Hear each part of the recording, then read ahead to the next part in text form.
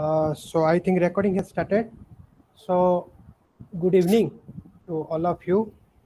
Our speaker has already joined with us. Today the speaker is Dr. Anshuman Behera. He is associate professor in conflict resolution and peace research program at National Institute of Advanced Studies, NIAS, Bengaluru. Prior to joining NIAS, Dr. Behera worked with Institute for Defense Studies and Analysis, IDSA, and the Institute for Conflict Management, New Delhi. He is the co-author of a book on militant groups in South Asia, published by Pentagon in 2014, and he is the co-editor of a book on reasoning Indian politics, philosopher politicians to politicians seeking philosophy, that is published by Routledge in 2018. Dr. Behera writes on internal conflicts in India, Bangladesh and Nepal, and on political process in South Asia.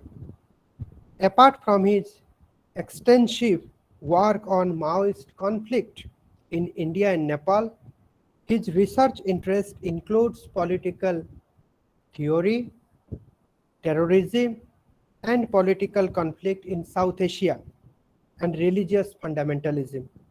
His two recent books both are published by Springer Nature.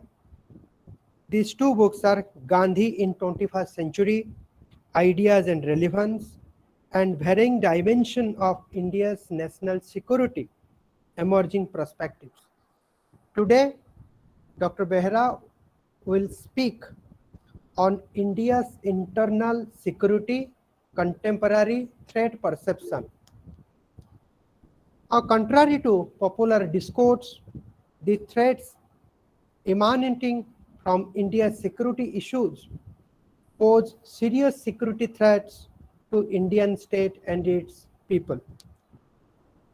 Faced with numerous internal security challenges, the Indian experience of dealing with them has been a mixed experience. Now, Dr. Behera will explain how this is a mixed experience. No other country has ever faced such multiple internal security threats in various forms and intensity than the Indian state. While threat perception emanating from internal security challenges have de-escalated over the last few years, they refuse to die down. Considering the immediacy of the issue, this talk will critically engage with contemporary internal security challenges that the Indian state encounters. In doing so, this talk will reflect upon the very process through which each of these internal security threats operate and highlight the nature and intensity of threat perception. Through providing a conceptual framework, this talk will evaluate the state response to the internal security issues. The talk will limit its scope to 4 major internal security issues in India.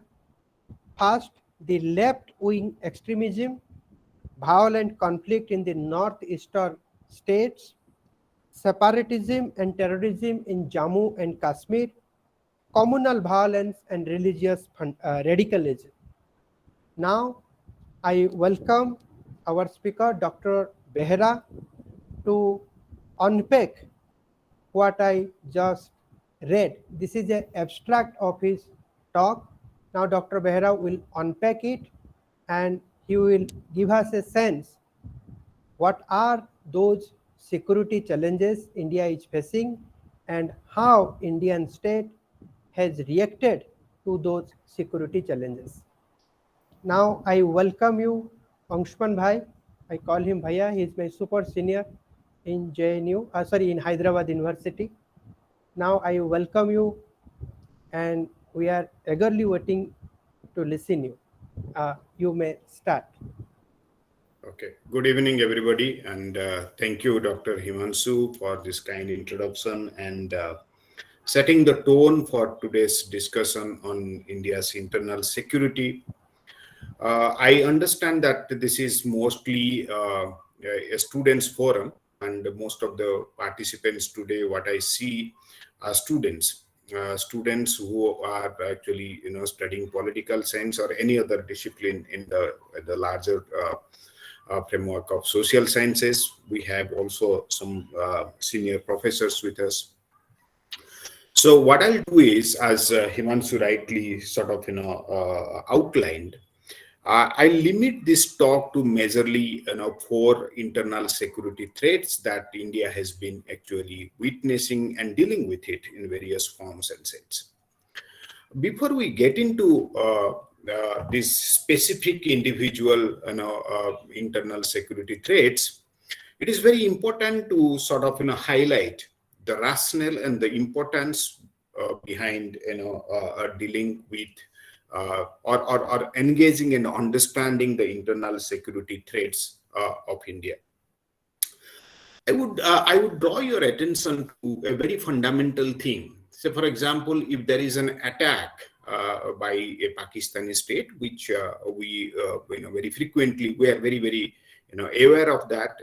You say, for example, a terrorist attack in Pathankot, or for example in Uri, where or 26/11, for an example, 26/11 in Mumbai.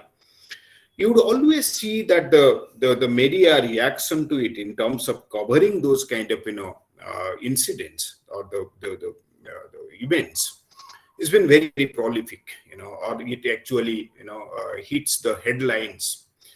How often you sort of find that the internal security kind of issues. So, for example, if you have a Maoist attack in our own state, Odisha, or neighboring states of Chhattisgarh, Jharkhand, or Andhra Pradesh, you'll find those kind of news items or these kind of events are actually covered in some corner of a newspaper or just a passing remark in the electronic media. You would remember in Singat, say a couple of months back in Manipur, a huge convoy of the army was actually being attacked by the northeastern militants, those who operate from the neighboring country of Myanmar. In the so-called mainland India, you will not find such an incident where an army officer, his wife, and his kid were actually killed, are not actually mentioned. Well, I'm not getting into the blame game here, why it is not mentioned or actually putting someone responsible for this thing. We as students and scholars of political science and international relations, we should also try to understand why such a thing actually happened. It happens because security or the discourse of security is often related to the state security. Hence, the state security or the threat that the state actually faces in terms of its kind of safeguarding its territory, its sovereignty, and all that is widely kind of pegged around an external kind of threat.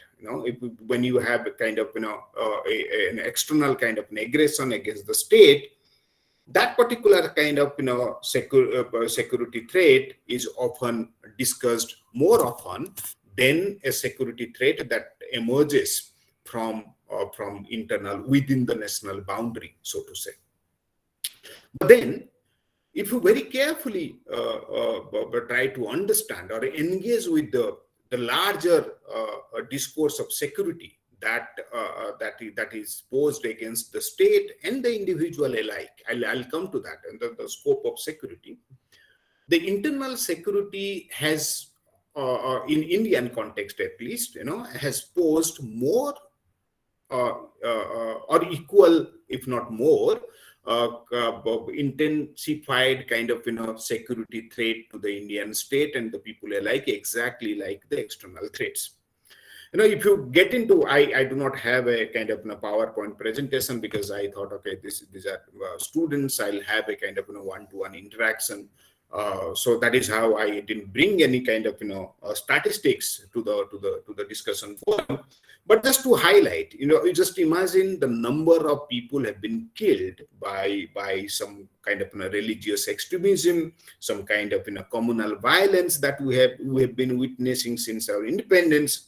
Similarly, just imagine a case of Kashmir, where of course the Kashmir is a wonderful case where the internal and the external kind of thing gets blurred, absolutely blurred. Okay, we'll come to that. Then, say for example, in Northeast, when I'm saying Northeast, we should not actually say that the entire Northeast faces the similar kind of problem. The Northeast as a region has specificities of every individual states, and the kind of security threats or the security problems they encounter are completely different from each other. But then, what is the commonality? The commonality here you find in northeastern states is all about the killing by the militants and the killing by the security forces. Okay, so that is where you will see that kind of threat is also equivalent to the external kind of threat that we face. Okay, if not more. Similarly, closer home, if you see, the left-wing extremism or the Maoist kind of conflict, also has killed thousands of people, civilians, security forces. Okay, in countering that, the state forces have also kind of eliminated a number of thousands of kind of Maoist militants. So when you have such large scale kind of violence involved in these kind of security threats, to dilute it or to reduce it to mere law and order problem has been an important reason why we do not discuss the internal security threats as much we discuss the external kind of security threats. Okay, that is one reason.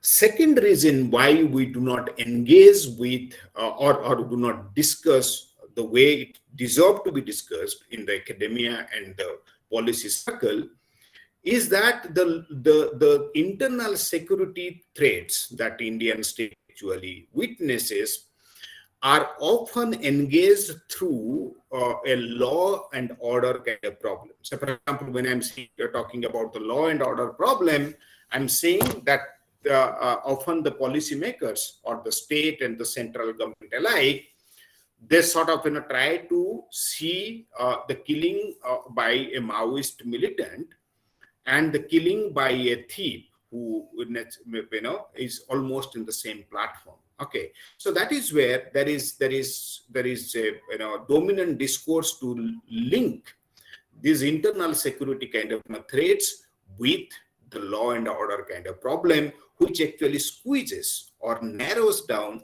the scope of internal security threat to kind of engage as widely, and it should be engaged as a kind of independent discipline.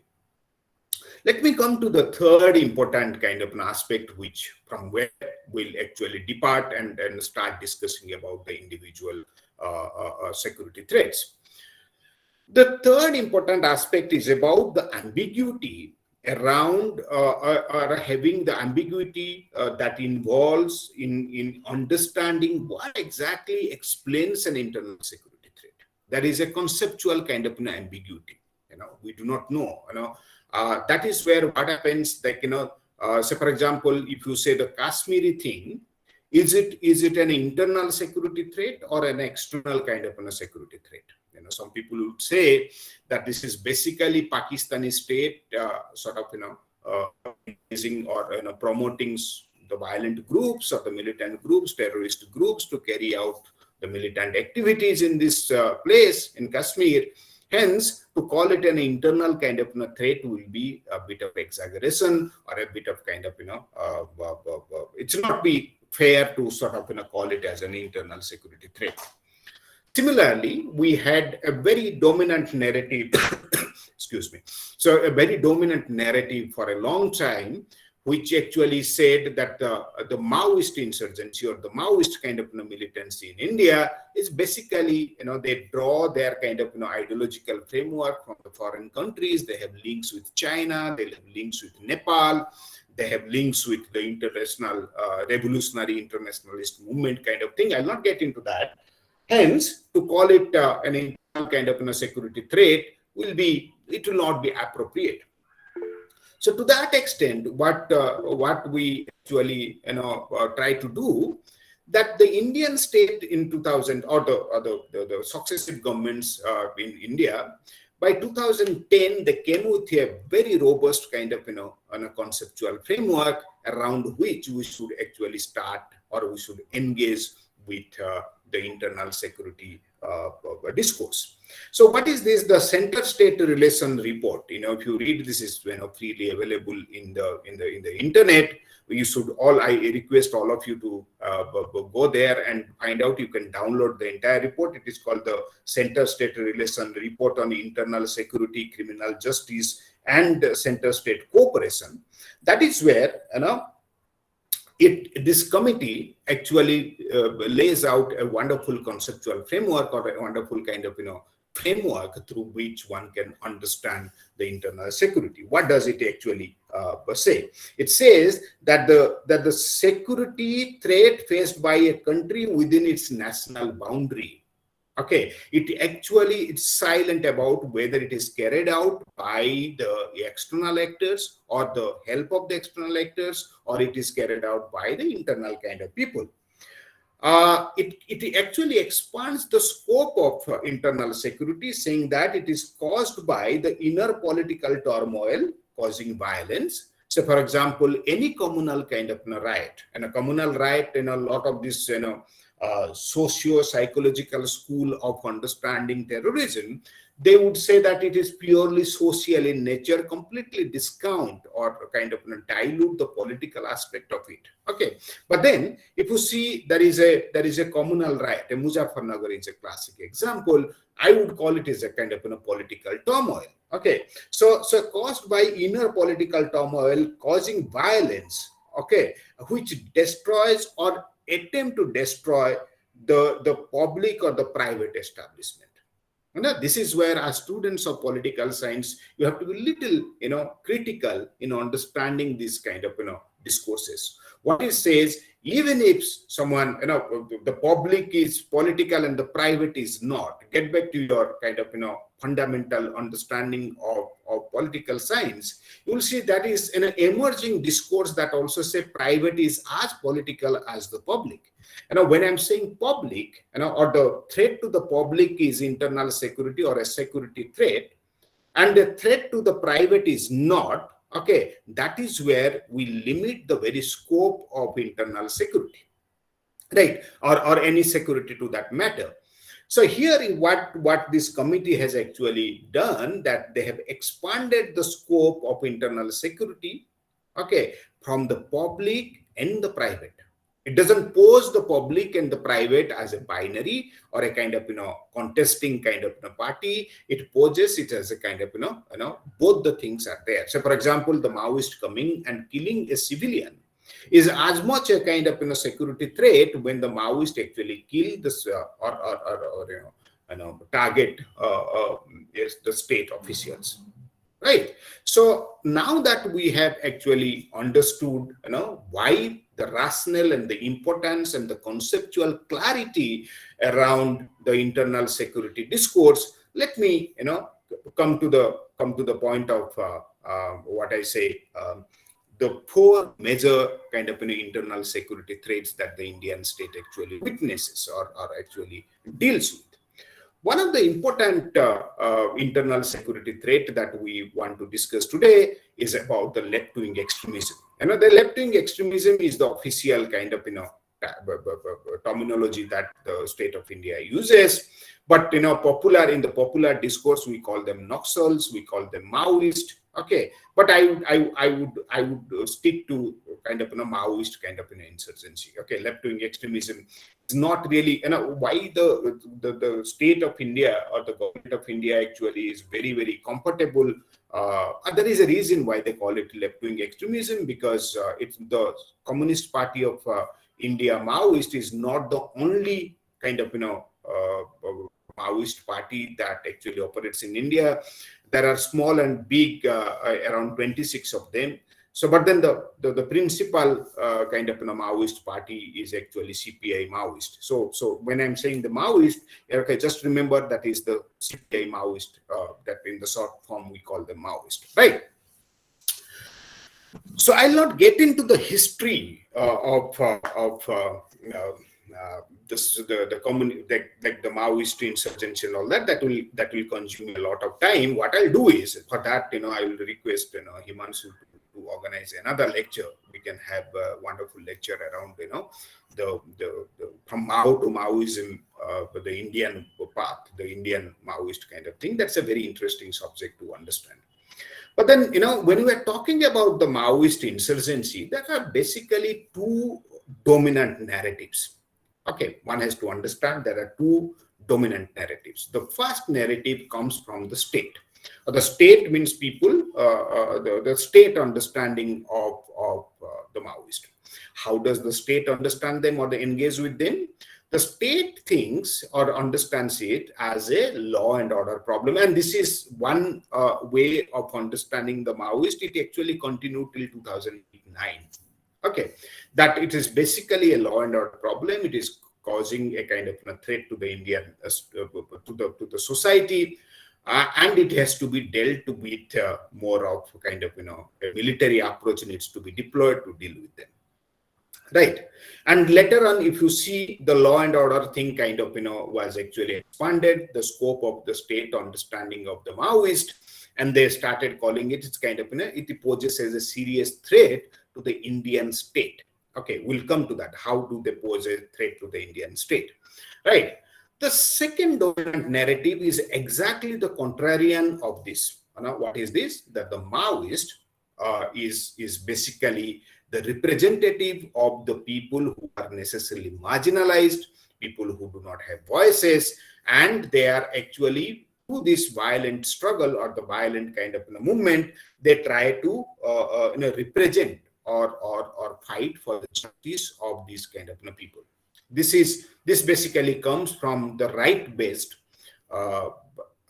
not the Hindu right or the Muslim right, but the right means the entitlement, the constitutional right kind of thing, the right-based civil society organizations, right?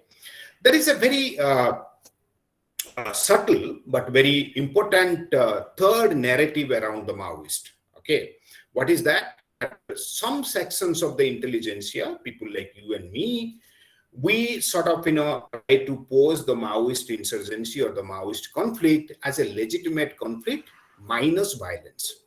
Okay, if you take the violent part out, the Maoist struggle is actually a genuine struggle. Okay, but then the Maoist, the violent aspect is key here. Okay, the intensity in which the Maoists actually carry out violent struggle or the violent movement against the Indian state becomes the key to actually engage this as an internal security issue.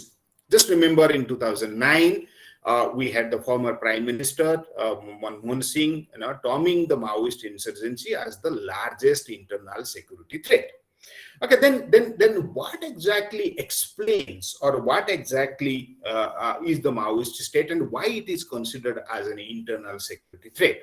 Just remember, three important aspects. One, that the state autonomy or the state kind of control over the coercive measures, or the state has the legitimate right to actually use coercive measure against its citizens, is directly challenged by the Maoist organization when they sort of resort to violence and kill the people. Okay, whether it is security forces and the civilians, that is one. The second, Maoist in their stated objective are completely rejective of the idea that India being ruled by a parliamentary form of democracy, a parliamentary form of government is a sham. It is the same Okay, and this should be absolutely rejected. And the third important objective, which actually poses the Maoist insurgency as a opposite force, or as kind of enemy force to the very idea of Indian democracy, is that the end objective of the Maoist is to capture political power or to seize political power through a protracted people's war and to herald a new democracy. Right? We'll not get into sort of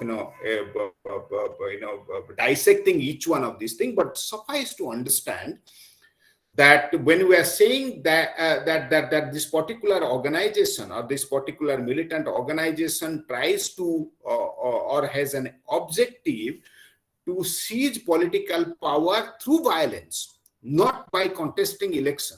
Okay, if you read, I have a chapter is freely available in the internet. You can see the from Mao to Maoism, the Indian path.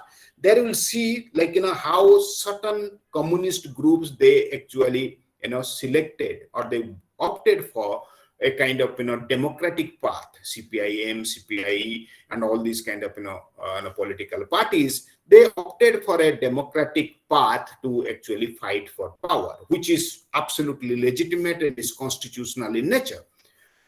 Contrary to this, if you see, the Maoists have taken a violent path, which is not exactly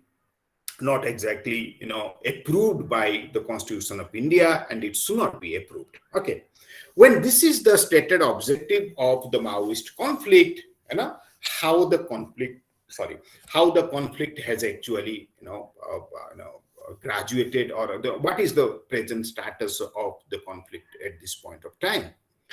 If you see the merger of the People's War Group and the Maoist Communist Center in 2004 to form the CPI Maoist, okay, and from 2004 to 2011, the violent graph, the violence caused by the Maoist, okay, it is unprecedented in independent India. Okay, by 2009-10, the violence was at the peak. Right.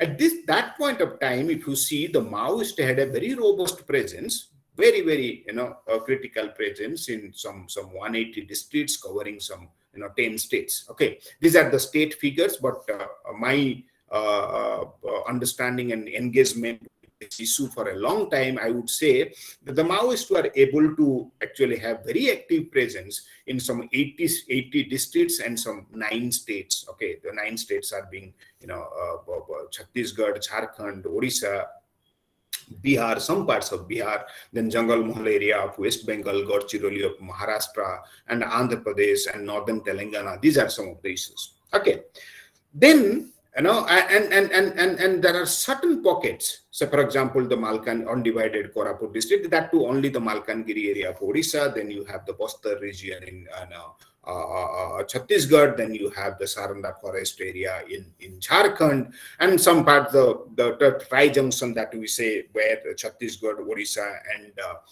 and Andhra Pradesh, divided Andhra Pradesh actually merged, the Motu region. Okay, there the Maoists used to have what they claim as the liberated zone. Liberated zone means they used to run a parallel governance system there, Okay. So responding to the Maoist violence or the Maoist conflict, what are the steps the Indian state has taken so far? As I was telling you, the dominant narrative is that it is necessarily a security problem. It poses a security to the individuals and to the state alike. So the state has taken a very strong military approach in dealing with or neutralizing the Maoist insurgents. That is one. Okay, and the state boasts around and the state claims that it has gained a lot of success around it, and there is some element of truth. Okay, one has to acknowledge it. At this point of time, if you see from 180 states on 10 states, the Maoist has been actually pushed to a corner that they are active only in 22, 20, 30 kind of states. The Minister of Home Affairs says that are 33 kind of districts. But I would say there are some 27, 28 districts where the Maoists have some active presence, where they carry out some kind of very minute scale kind of violence. Okay. There is another important response that the Indian state has taken, understanding that it is not, if you see as students, okay, the state also graduates, the state also evolves as a very mature state, as a mature democracy, right? So if you see from a dominant security approach, the state has also matured in its response, where the development approach has also come in dealing with the Maoist. It comes from the rationale, or comes from the logic that it is underdevelopment that actually forces some of the people from these areas, basically inhabited by the marginalized sections of the people, okay, and they sort of go towards the Maoist, and the Maoist also take advantage of lack of governance and the absence of the state machinery in these areas, right? So I'll also suggest you, all of you who are interested, there is a wonderful document called the Development Challenges in the Extremist Affected Areas. This was done by the former Planning Commission of India. As a group of experts were also a part of this thing. And our teacher, Professor Hargopal, was also there. Sudhir Thorat was there. This is a very, very strong panel who actually drafted this report. It is freely available in the internet. Kindly download it. It's a wonderful document, not only for the Maoist thing, but any area in India which are actually affected by some sort of the extremism or other, right? So drawing its kind of, or deriving some kind of logic from there, by 2009-10, you would see that the government of India started introducing a massive development kind of projects in these areas, right? But these development projects, or the development initiative by the government, is a multi-edged sword. Or why do I say so? Because when you are pushing some kind of development, the understanding of the development by the Indian state here was not necessarily to enhance the capabilities of the local people. Okay, that you have to keep in mind, but to actually push a massive massive kind of infrastructural development in these areas, laying roads, you have telephone towers, there are some bridges and all those things, which also tried to win the hearts and minds of the people to a great extent. But on the other side, if you see, the Maoists were also able to capitalize on this uneven distribution of wealth resources in these areas, where some sections of the marginalized population of the community, they got further alienated and further kind of discriminated, or they are left behind in this development kind of an initiative. So the development played as a kind of double-edged sword, if not multi-edged, right? So the third important response, if you see in dealing with the Maoism, was the surrender and the rehabilitation policy. I can, as a scholar on political violence, I can tell you, this is one of the finest policies in any country across the globe. Okay, and the logic is that anybody or any person who has been misguided or have taken a wrong path should be given a chance to come back to the mainstream. Okay, that is where the government sort of supports this thing. They give them some token amount. They help them establish a business or some source of livelihood, income generation, and those kind of things, right? But then this has also been misused. We have seen through my extensive research in these areas, I have seen that the local elite, the government officials, they have actually misused this particular kind of initiative. We have seen people who are not Maoist, okay, they have staged themselves as Maoist, and they have come and they have surrendered and they have also taken the money. Okay, so one can while one can say that this is not a bad policy, but it's a very badly implemented kind of policy. The fourth important thing, or the important response the Indian state has taken, this came now in 2015. I would say this is a wonderful kind of policy, but very badly implemented, is the ensuring the rights and the entitlements of the local communities. If you see the areas where the Maoists are actually functioning or the Maoists have their presence, These are basically the fifth schedule areas where they have been fighting for their land rights, their forest rights, yeah, for starting from our independence, since our independence, right? At least the government has recognized and acknowledged the genuine demands of the people for their, right to over forest, for the natural resources like water, the mineral resources, and all that. In that process, the government had actually taken some initiative when Joel Oram was the tribal minister. He had done some good work, but now we see that such a kind of wonderful initiative has actually pushed to the door. Okay, this is the status of the Maoist insurgency in India. Very quickly, I come to the another internal security aspect in Northeast. In the Northeast, one should not club Northeast as a very homogeneous or a single kind of entity. When we are talking about Northeast, we say the militancy and ethnic conflict in some of the kind of northeastern states, and which are the states actually being affected by this. One is Manipur, the second is Nagaland, some parts of Assam. But over the period, what we have seen that the militancy and the ethnic conflict in Tripura, Meghalaya, Mizoram, okay, they have completely been neutralized, or the people have come and joined the peace process and all that. But then, okay, we'll come to the peace process later. Let me also tell you what is the nature of this conflict. Okay, one witnesses or one observes two important kind of three important kind of types of conflict, or the nature of conflict. One is separatism, okay, demand for separate state for an ethnic group. So, for example, the demand for Nagaland or the Nagaland, what we say. You have two important groups have been fighting for this since 1950s, the NICN-IM, Isaac Muiba group, and the NICN-K, the Kaplan group. Okay, there are splinter groups. Okay, that is one. The separatism, the complete independence from the Indian state. That is one.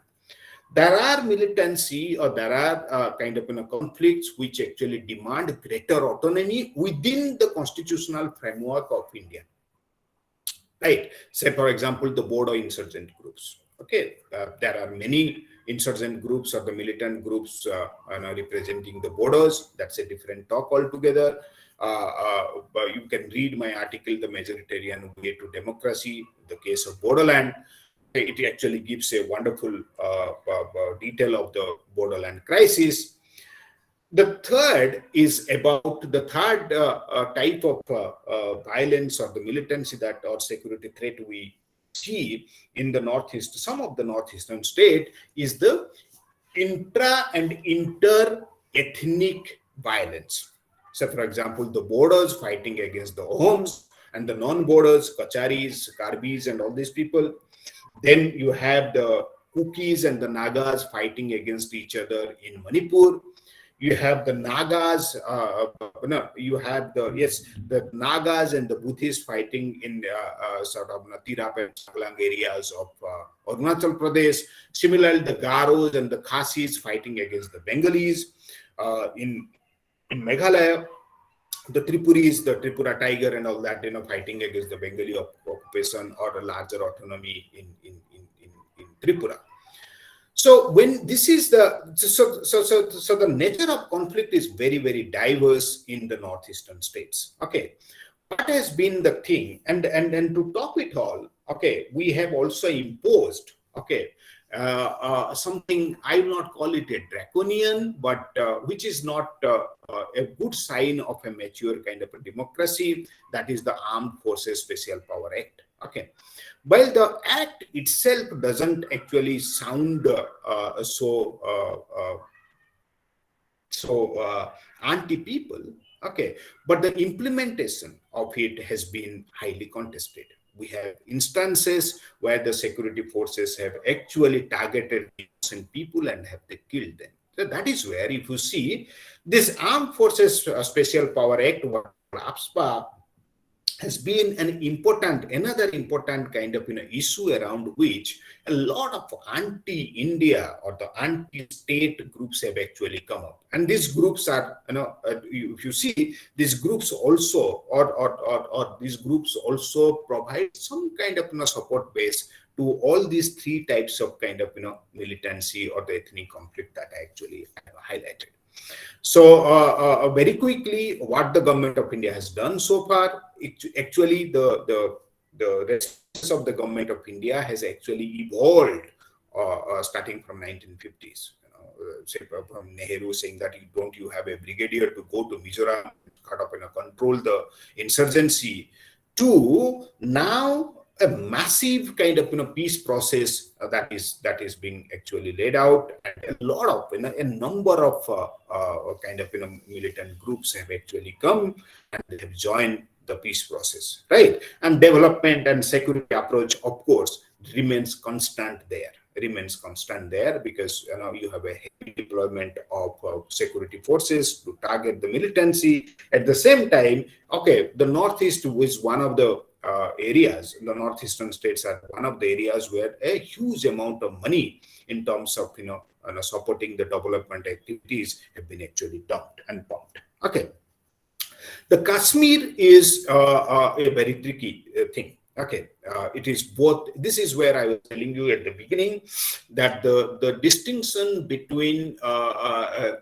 internal and the external security threat gets blurred. Okay, we all know that in the Kashmir you have three important kind of issues to sort of understand. One, there is a group that wants absolutely they have actually resorted to violence. They want complete freedom. Complete freedom means an independent Kashmiri. Okay, there is a group also take a violent route that they want to be out of India but part of Pakistan.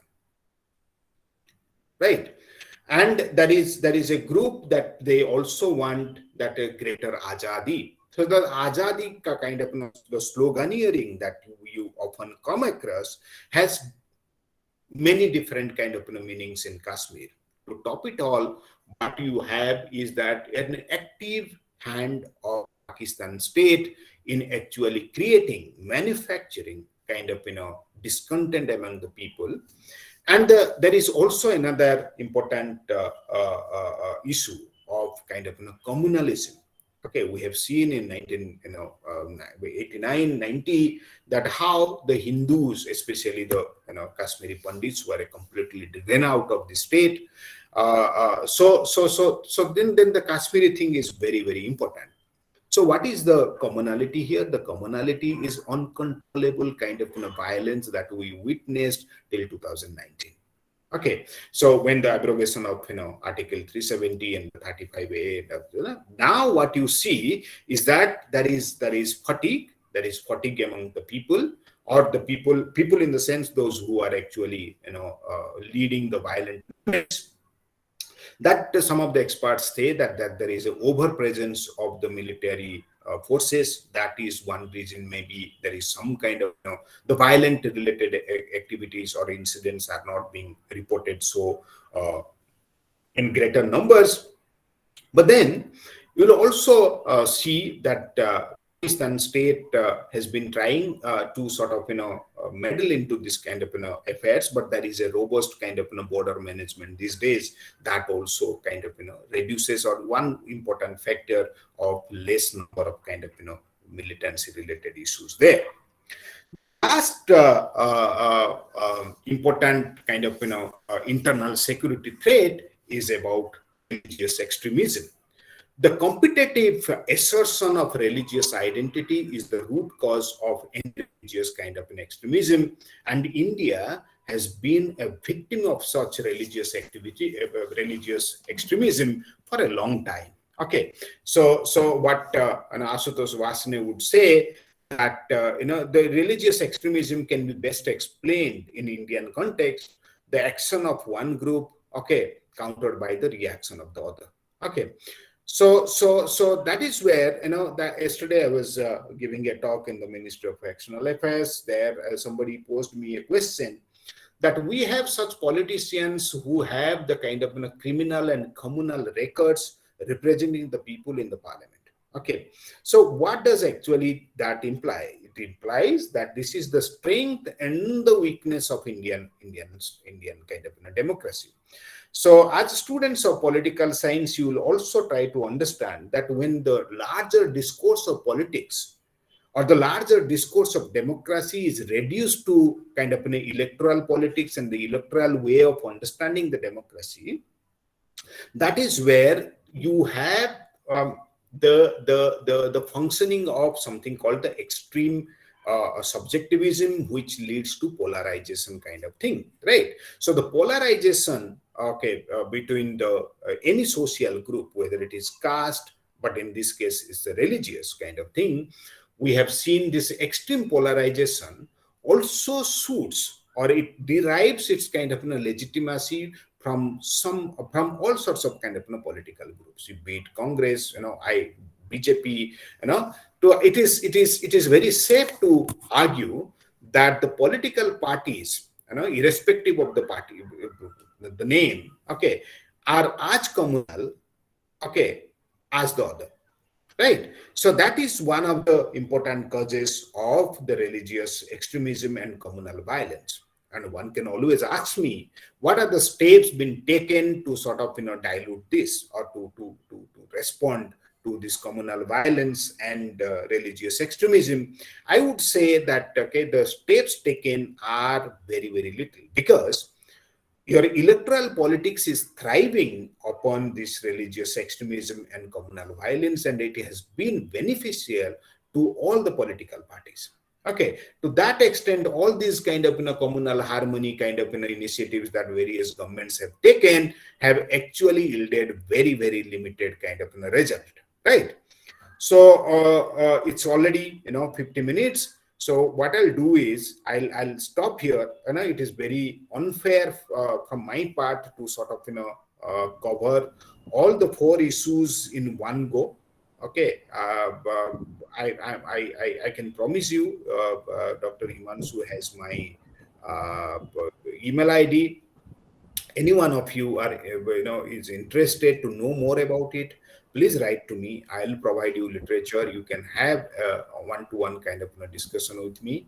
This is a very important subject. This needs to be studied more, and it has to be understood not as mere as a security threat to the state, but as a security threat to the individuals.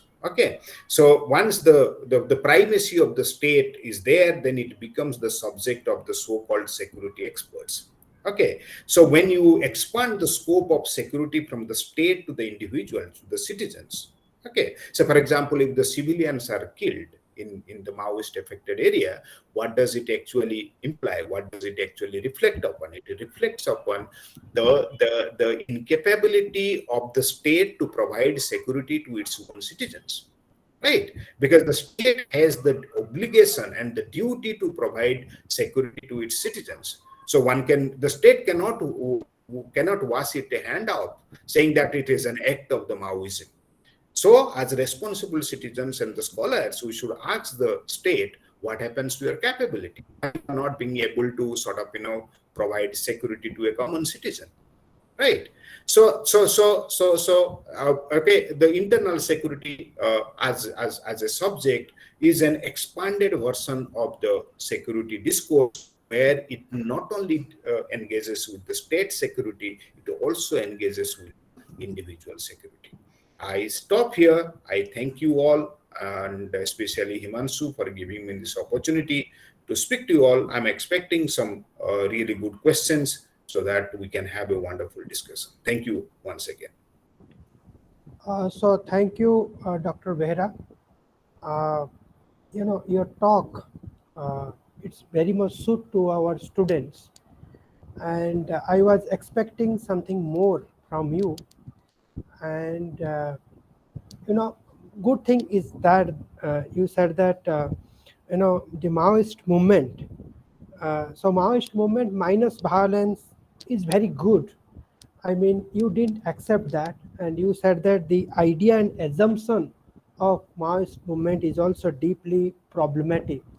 So how many are accepting and saying it, that the thoughts and assumption of Maoist movements are problematic. I was expecting to from you to speak on the politics of internal security in India. For example, you said what are these security challenges India is facing and how Indian state is responding to those challenges. But what about the politics part of it? For example, if you take the Congress approach to internal issues of internal security, and the Congress state responds to those security challenges, then what is the perception of BJP government or BJP towards these security challenges, and what are the steps BJP has taken towards these challenges, and what is the difference between the Congress and BJP on internal security issue? That's fast. And second, I was expecting to speak. I was expecting from you to that you will speak how internal security is also related with the external security. I think there is a connection between internal security and external security, and giving importance to external security will be meaningless if you are not dealing with the internal security. So these are the two things that was there in my mind. Now we have two faculties among us, Professor Syama Prasad Guru and Dr. Smriti Ranjan Dhala. Dr. Smriti Ranjan Dhala is from Central University of Gujarat. So, Guru sir, you may kindly give your observation.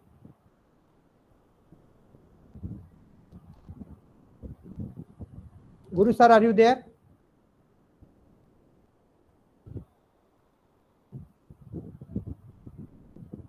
Okay, Smriti Ranjan, yeah. No, I think I have thoroughly enjoyed the talk, and because my research interest is not matching the topic, so I will not have any questions. But I thoroughly enjoyed, and yes, I mean you have already posed two questions, so I think these questions are also I mean these questions merit to be responded. So I think I will not have any questions, but I thoroughly enjoyed them. Okay, thank you. So, Anshuman bhai, Guru sir is not responding, so you kindly respond to these two, questions or doubts from my side. Okay, let me put your question in a larger perspective. This is exactly what I actually told you when I saying democracy and politics, okay, being reduced to electoral politics and party politics. This is a kind of great challenge or a great limitation, not only with the people who try to understand politics, but it is unfortunate to see even the scholars and the political scientists being very reductive in their understanding of politics through the party politics and the electoral kind of politics. Your comment around or your query to understand how BJP did and how Congress did. Let me tell you, I was not very categorically mentioning about what BJP and the Congress did. Okay, I didn't want to pitch or the peg my kind of presentation around finding fault with any government. So government or the government of India is a continuous process. Okay, if you see the development and the security approach, the twin track approach that we say, is a continuation that starts from Operation Triple Change, okay, of 1970s. Okay, so when the Operation Triple Change was there, one thing is like you do not have time. I do not have time. It's 1 hour kind of lecture. You will have to cover the entire 4 important things. Okay, let me just finish something very important. So when the Congress government, Siddhartha Shankar Roy's government in 1970s actually used this operations Triple Chase to deal with the Naxals. It was not completely rejected by the communist regime that came to power in late 1970s, right? And some portion of it was, of course, the army was withdrawn, but the military approach to deal with the Naxals was very much prevalent. Even Mamata Banerjee actually continues to adopt the same thing. So to say that how it is different from this thing, there are some kind of consensus or some kind of commonalities between the Congress and the government or the successive government. Okay, and instead of actually saying it is Congress or the BJP, what the language that I used, that the successive governments, right? That is where we will not be partitioned on the party line. That's a very bad way of understanding the state, the security, and the people. Okay, this is exactly, it suits some of the political parties. It suits some people or the media kind of people who have very limited understanding of political science. It's a very larger kind of discipline. For example, when I say 2015 onwards, there was a policy of rights and ensuring the rights and the entitlements of the people or the local communities. I could have easily attributed it to the BJP government, but it's not my duty, or I don't find it fair to attribute to any of the government. It's not BJP government, it is government of India. So when I'm saying that, okay, the government response, okay, I'm finding fault, I'm finding advantage, I'm finding limits with all the governments that has come. Okay, whether it is 1960s to 2000 kind of 22 and all that. So it is not in my approach to sort of find a comparative thing. If there is a topic to see that the internal security discourse, how the political parties understand, okay, then such a kind of question actually has some merit. Okay, otherwise it sounds me very, very reductive the way certain media people understand, or some kind of political parties actually understand. The second question was around what was this thing? If I forgot. What was the second how question? internal security is Okay. related with the external. Okay, yeah, I understood. You remember the beginning of my talk, where I was trying to provide a conceptual framework around which the internal security needs to be understood. Okay, I repeatedly kept on saying that the internal and the external kind of security discourse is very blurred. Okay, the distinction is very, very blurred. Okay, but unfortunately, what we see in our popular discourse and in the academic discourse, that the external security is actually given a lot of weightage. It should not be. It should not be. And that is why I said the rationale and the importance of internal security is as equal or kind of as critical as the external thing, if not more. Right. So as scholars of security, studies, as scholars of political science, as scholars of, or as just simple scholars, we should not have this kind of binary or having a contestation kind of thing between this or that. Now this provides a very limited understanding of the subject. You say that this is how it has been engaged, and they say that if this has been engaged, what are the limitations and how it should be actually engaged. There can be disagreement, there can be contestation. But to say that, okay, if you do not understand this thing, that is it. These are both the things very, very important. End of the day, if the external threat or the security emanating from the external sources actually poses a threat to the territorial integrity or the sovereign integrity of a state, just imagine the Maoists also pose a security, the sovereignty kind of, a threat to the state's sovereign security. Right? The moment the Maoist is killing someone, it is actually directly challenging the sovereignty of the state. Okay, so to that extent, it is very important to that the security threat But why we actually again compartmentalize or try to see it is external, that is internal, the actors or the agency that actually carries out this kind of threat against the state and the people, okay, are basically from the internal. Okay, so for example, Maoists. That is why you will see that successive governments have actually restrained in calling the Maoist as terrorist. This is a very, very important point. Okay, they don't call them terrorists. Okay, you will also find this discourse that there's kind of misguided youth. It's exactly like our family. If you see a son gets little, antisocial kind of thing, the parents do not disown them. They are very prompt to call a neighbor's son as an idiot. Okay, but they will say that bacha thoda bigad gaya hai, the guy has been little misguided. Okay, because there is an internal feeling, internal kind of affiliation to the people. That is why you'll see the way the Indian state or the successive government deal with a foreign terrorist, Ajmal Kasab, for example. Okay, and this is not the same way when Sabyasachi Panda was actually apprehended from Ganjam. He could have been killed. Okay, but then they didn't kill. There was a pressure from the civil society. There was a pressure from some of the state machinery that he belongs to us. He's one among us.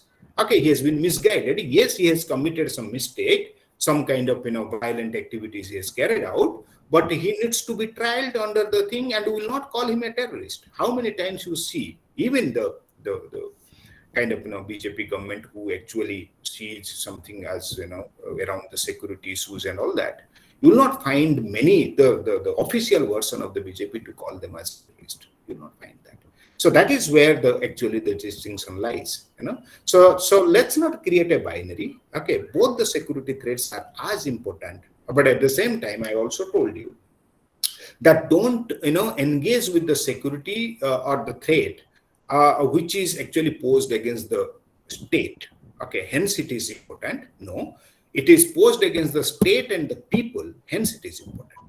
So let's not dilute the citizens part. Let's not dilute the individual part. Right? Thank you. Okay, thank you.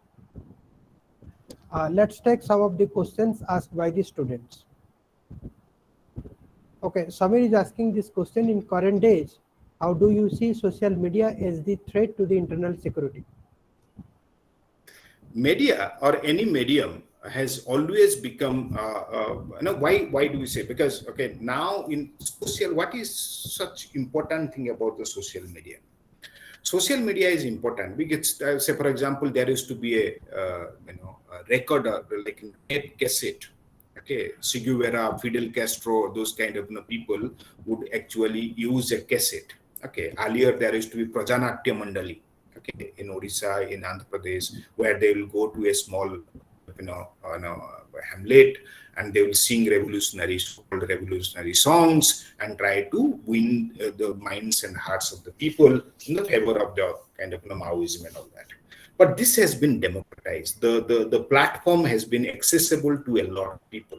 Okay, and the reachability of social media is very, very vast. Okay, no other media had the kind of capability that the social media actually has these days. Because you post something in Facebook or in WhatsApp, it actually in no time it reaches people earlier.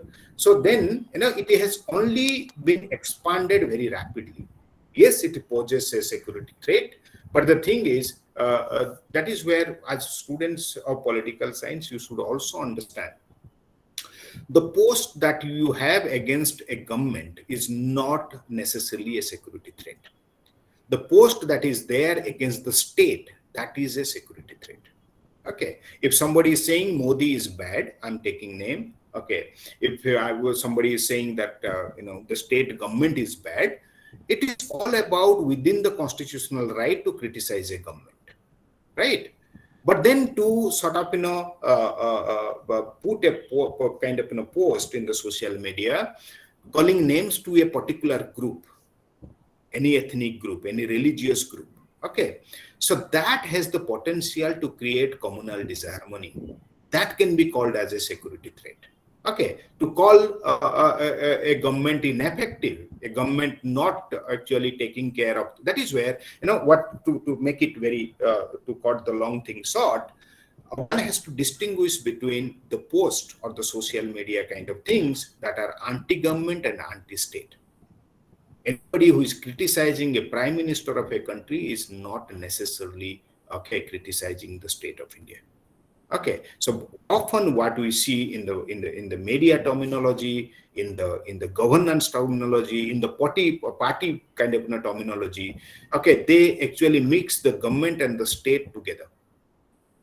Okay, we as responsible scholars, we should distinguish, okay, something that is against the government is not necessarily against the state.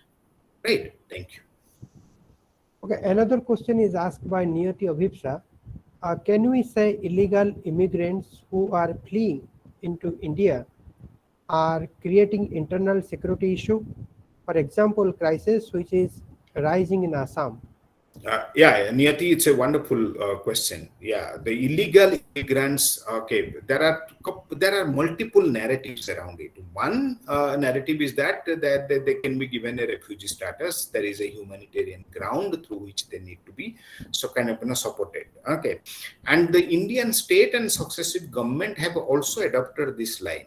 But then the problem starts when they start capturing or controlling the resources. What you see in Assam, the illegal immigrants have come and they have started controlling the resources. Resources means the land, the water resources, the fishery resources, okay, the forest resources, those kind of things. And that has led to a kind of, conflict between the original inhabitants of Assam and the people who have come from there. Of course, there is this vote bank politics, okay, which have also kind of made this situation worse. Okay, we will find that now we are doing Barak Valley and all these areas, we are doing our project.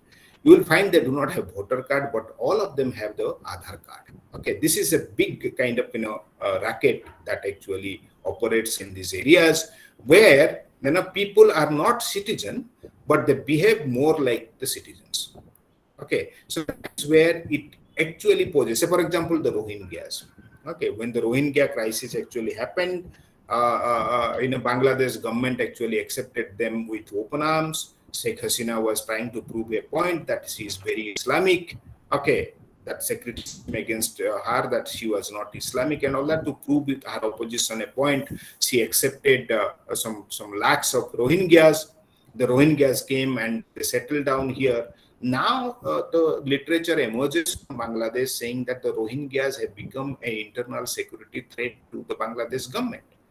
Right? So you will find such a commonality of the illegal Bangladeshi immigrants coming to, why Assam? You come to the coastal Odisha.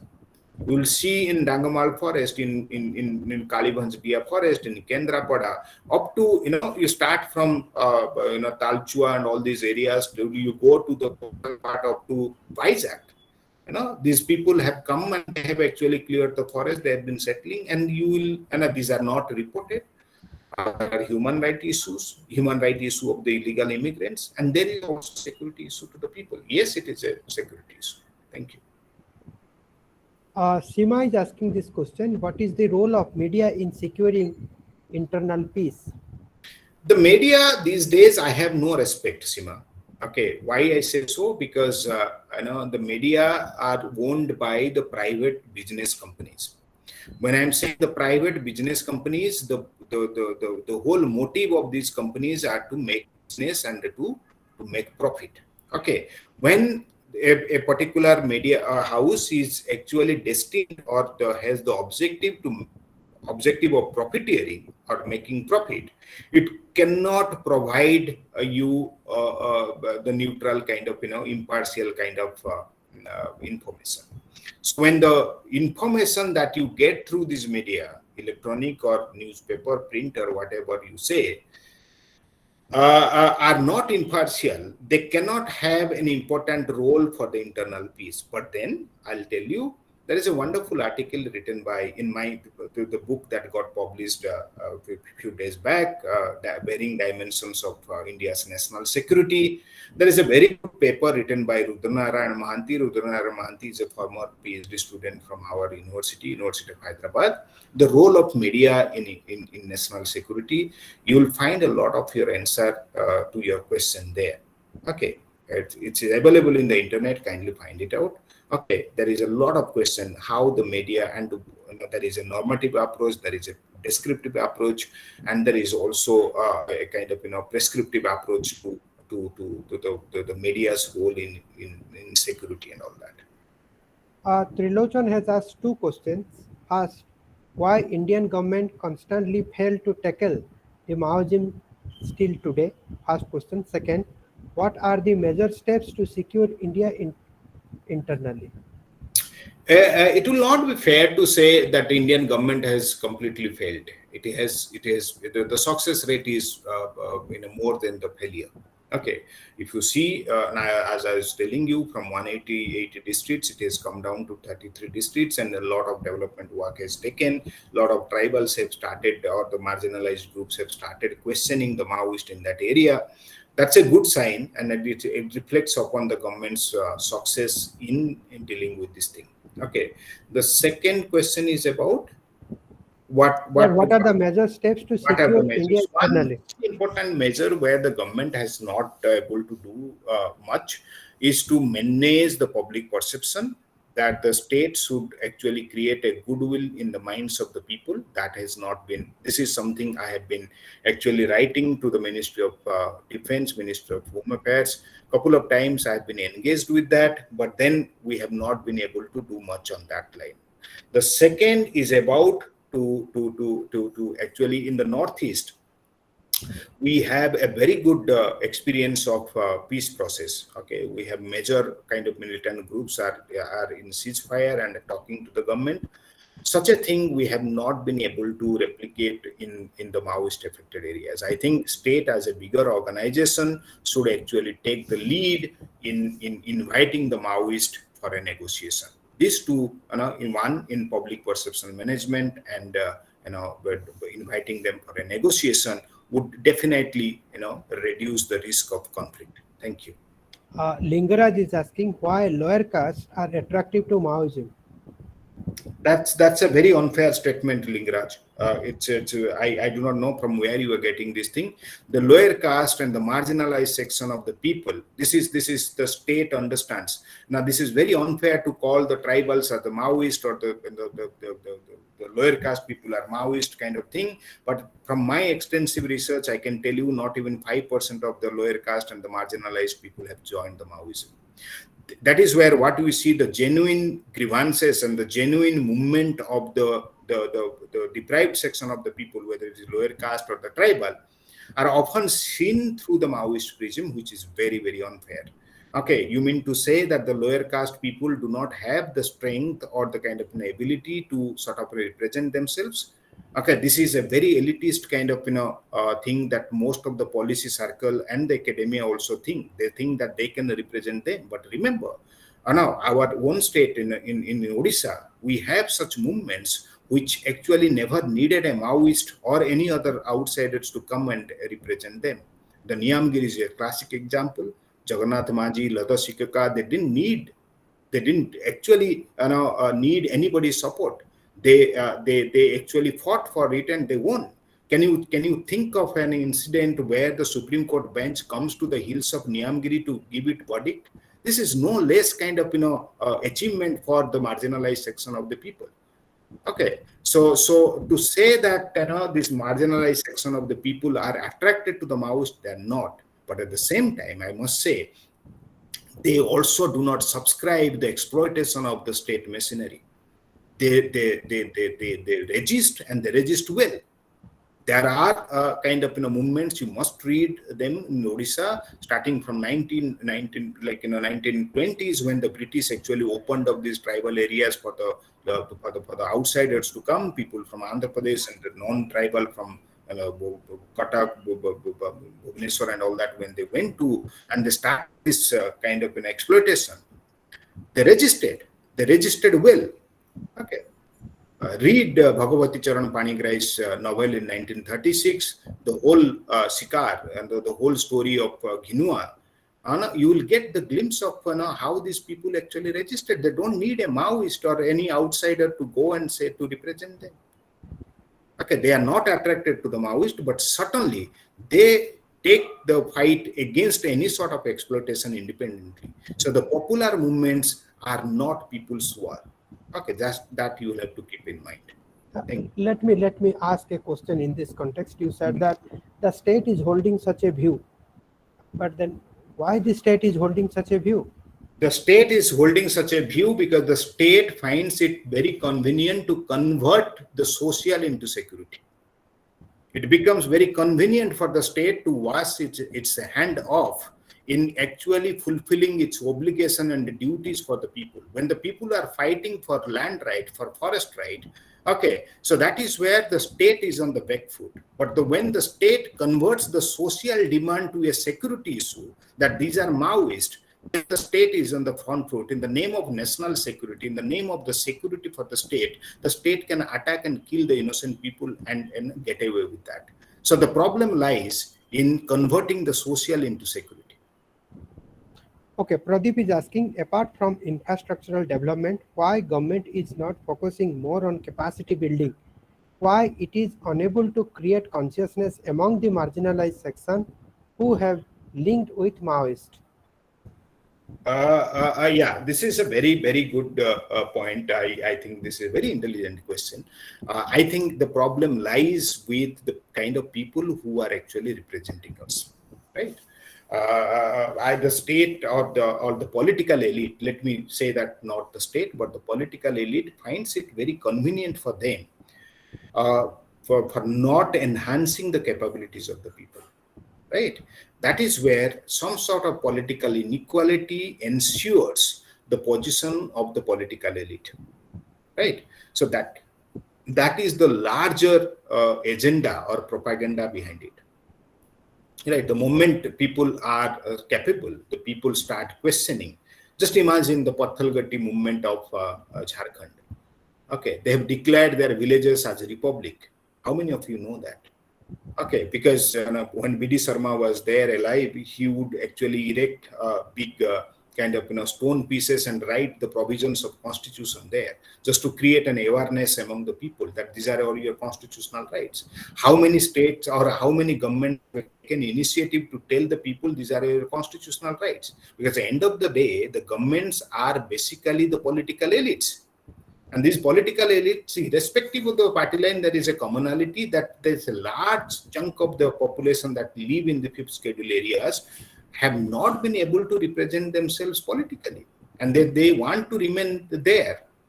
So that is the agenda behind it, right? You have the answer in your question, right? Pritish is asking, what should be the role of India to tackle the fourth generation war? A war with an invisible enemy in which the civil society is a battleground and also a victim of it. I do not know what is this fourth generation war. Okay, this is this generation war kind of thing. It's a very Western kind of concept. I'll just tell you that okay, the role of India to tackle this fourth generation war. I do not know what is this invisible enemy. There is this invisible enemy kind of thing. This is a construction by a certain security kind of an experts who want to run their business, coming to TV channels and giving lectures. No enemy is invisible. Okay, you mean to that the Maoist is invisible? You do not know the leaders. Okay, so that is where the civil society is a battleground and all those kind of language. If you see, there is a lot of this kind of polarization one finds. Okay, unnecessarily giving and attributing some anti-national kind of thing to a group, to that group, this group, and then calling a government as a fascist. You have such kind of very extreme ideas coming from all the sides. Okay, so then what I was telling you that what is necessarily anti-government is not necessarily anti-state. Okay, people are protesting against a government. It's not an invisible enemy. These are some people, they have some kind of demand that needs to be dealt with. But the government is prompt to actually attribute some kind of thing. These are anti-nationals, this has been supported by this group, that group. These are very, very, and then you have some kind of, scholars, very reactive scholars coming to the TV channel saying that, okay, yes, there is an invisible enemy, the enemy within kind of thing. Okay, maybe this is my limitation or by my limited kind of understanding. I would say that, okay, let's not get so far or that far in understanding and start suspecting everyone that everybody is conspiring against the integrity of the state. Right? Tapan is asking, as security has many dimensions, which security threat pose greater challenges to India and why? Sir, always we want our government or state to provide us security. So what we can do individually for securing ourselves and our state? What should be the role of a layman in reducing it? So the last sentence, okay, there is nothing called layman. Okay, in a democracy, nobody is layman. Okay, so the answer lies in, okay, the layman should be very, very aware. Okay, there should be awareness about her rights, okay, her entitlements, okay, the constitutional provisions. The moment everybody is aware of her rights and entitlements and the constitutional provisions, okay, a greater security can be actually promised. Okay, Pradeep is asking another question. How research can contribute in tackling the extreme Maoist insurgency? The research can be impartial. Research cannot actually take sides. Research should step away from these extreme narratives. And the research should actually deal with identifying the stakeholders, okay, and identifying the institutions around which this Maoist insurgency actually operate, and then the issues around which actually they operate. Okay, once a researcher impartially identifies these issues, that will be a greatest contribution in dealing with the Maoist. So thank you. Thank you, Dr. Behera. You have almost answered all the questions. Your answer was very much straightforward. And, the comments what you made to my, questions, some thoughts, again, it is coming to my mind, how to understand Indian state or Indian politics. Can we understand Indian state being neutral from BJP and Congress? And secondly, when the title of your talk is India's internal security, then in what sense you have used this concept internal? Does it mean that there is something called external? Or you are saying there is no binary, should not be there? When I'm saying that I'm actually talking about, or this is my hand, I do not say that my leg doesn't exist. Okay. So somebody said, okay, M.N. Srinivasan didn't write about the tribal. You write about the tribal. Okay. So when I'm talking about the internal security of India, it is not that, okay, I'm not actually stressing or actually ignoring the external security. Right. So how do you understand the Indian state without getting into the politic or the political parties? Okay. The political parties, okay. The state has many components, 4 components, right? The government being one, right? And the government, when we are talking about the government, the political parties are just one component, right? You can understand about the state, right? Dealing with every component of the state, the territory, the sovereignty, the population, and the government. Okay, and why I call it reductive, because we are dealing with the state with just one minute component of the government, that is, the government being just one component of the state, whereas we are actually ignoring all other aspects, right? To that extent, I'm calling it reductive. And this has become a fashion. It's not only you and me, but unfortunately, you see in our daily discourse, in media and all that, because people are finding that all the scholars in the TV debate, they find these are the people who actually know the truth. These are the things, and the things are so much of kind of divided. Extreme subjectivism everywhere. We are not dealing with the processes. We are dealing with opinions. Okay, thank you. I mean, you Yeah. have written a book, Reasoning Indian Politics. Yeah. Now I can find some reasoning when you Yeah. are speaking and when you are taking any position, and your position is very much academic in nature. So I'm thankful and I'm grateful to you. Now we are at the last part of this event. Now I request Mukesh Kumbhar to provide vote of thanks to our speaker.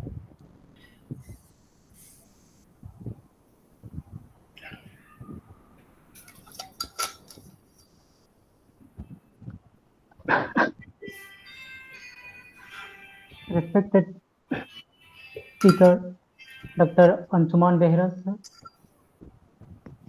Respected convener of the webinar, Dr. Himanshu Sekhar, sir.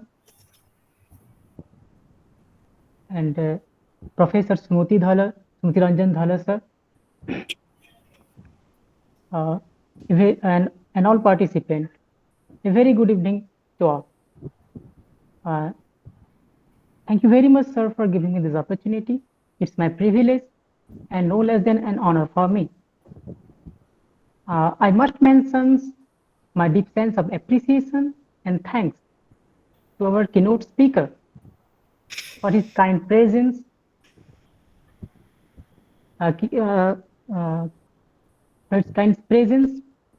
and providing us insightful, valuable articulations and enlightening our understanding on the topic Indians' internal security, and sir focus on the Maoist movement.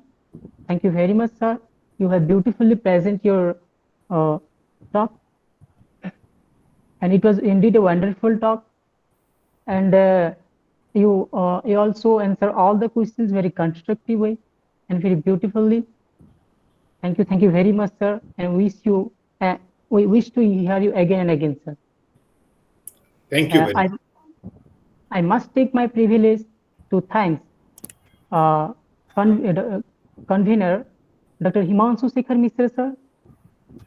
And I have already personally told you, sir, that you are doing a great job, really, sir. And your dedication towards the academy is really, sir, admirable. And no doubt you have a good connections and network with the academia throughout the country. I extend my thanks to Professor Smriti Ranjan Dhala, sir, for his presence, and his cooperations with us. We are like a family. Not like a family. We are a family actually here. And we have Smriti Ranjan Dhala sir also have given 2 talks in this platform, and we enjoy that talk. And lastly, I thanks to all the participants and their interest towards the academy. Thank you very much, sir. So thank you, Mukesh. Mukesh is our actually PG first semester student, and without preparing anything and without reading, he just gave the vote of thanks. So Anshuman bhai, thank you very much.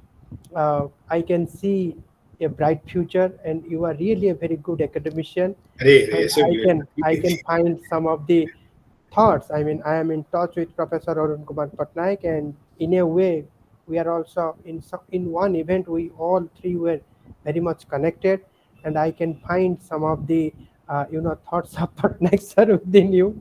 And when you are giving an argument, you are putting it in such a with such rationality, then it just becomes convincing, and we don't have anything.